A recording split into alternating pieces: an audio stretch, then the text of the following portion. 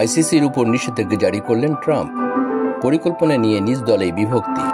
AFP এবং বিবিসির প্রতিবেদন থেকে এসব তথ্য জানা গেছে।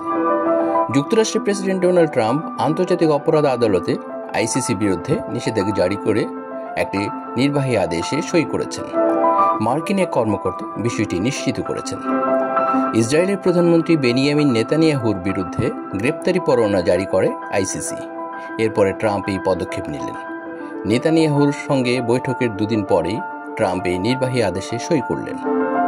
এর আগের মেয়াদেও ট্রাম্প নেদারল্যান্ডসের হেগে আইসিসির উপর নিষেধাজ্ঞা জারি করেন।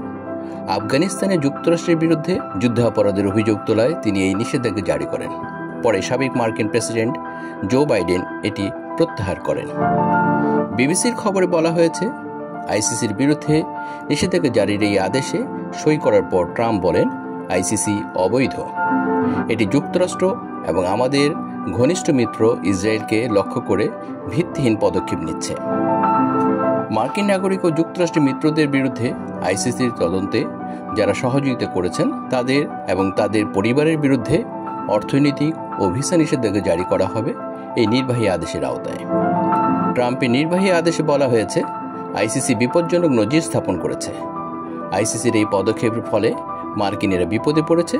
মার্কিনেরা হয়রানি, খারাপ আচরণ ও গ্রেপ্তারের আশঙ্কার মধ্যে রয়েছে। যুক্তরাষ্ট্র আইসিসির সদস্য নয়।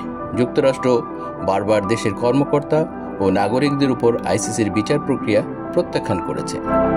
এদিকে ফিলিস্তিনের গাজা থেকে সেখানকার বাসিন্দাদের বিতরণ এবং উপত্যকাটিতে যুক্তরাষ্ট্রের নিয়ন্ত্রণ প্রতিষ্ঠা নিয়ে প্রেসিডেন্ট ডোনাল্ড ট্রাম্পের বক্তব্য ঘিরে নিজ দলেই বিভক্তি দেখা দিয়েছে। ট্রাম্পের বক্তব্যে রিপাবলিকান সহকর্মীর মধ্যে সন্দেহ সংশয় দেখা দিয়েছে। অবশ্য অন্যরা তার বক্তব্যকে সাহসী ও বুদ্ধিদীপ্ত অভিহিত করে সমর্থন জানিয়েছেন। ট্রাম্পের এমন প্রস্তাবে বিশ্বজুড়ে নিন্দার ঝড় ওঠে। তার দলের মধ্যেও মতপার্থক্য দেখা দেয়। ভিন্ন মত জানানো ব্যক্তিদের মধ্যে ট্রাম্পের এমন সহকর্মীও রয়েছেন যারা তার বিদেশি সহায়তা বন্ধ ও কেন্দ্রীয় সরকারের হাজারো কর্মী ছাঁটাইয়ের পদক্ষেপকে সমর্থন করেছেন।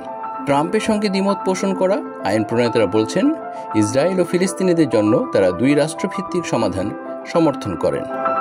মধ্যপ্রাচ্য নিয়ে এটি যুক্তরাষ্ট্রের দীর্ঘদিনের কূটনীতির ভিত্তি। যুদ্ধবিধ্বস্ত গাজায় যুক্তরাষ্ট্রের জনগণের করের অর্থ কিংবা সেনা পাঠানোর বিরুদ্ধে তাদের কেউ কেউ। কংগ্রেসের সামান্য ব্যবধানে ডেমোক্র্যাটদের চেয়ে এগিয়ে আছে রিপাবলিকানরা। ডেমোক্র্যাটরা ট্রাম্পের প্রস্তাব সরাসরি নাকচ করে দিয়েছে। সিনেটর ক্রিস ভন হেলেন বলেন, এটি হলো অন্য নামে জাতিগত নিধন। রিপাবলিকান সিনেটর জেরি মোরান বলেন, চাইলেই দুই রাষ্ট্রভিত্তিক সমাধানের ধারণা ছুঁড়ে ফেলে দেওয়া যাবে না।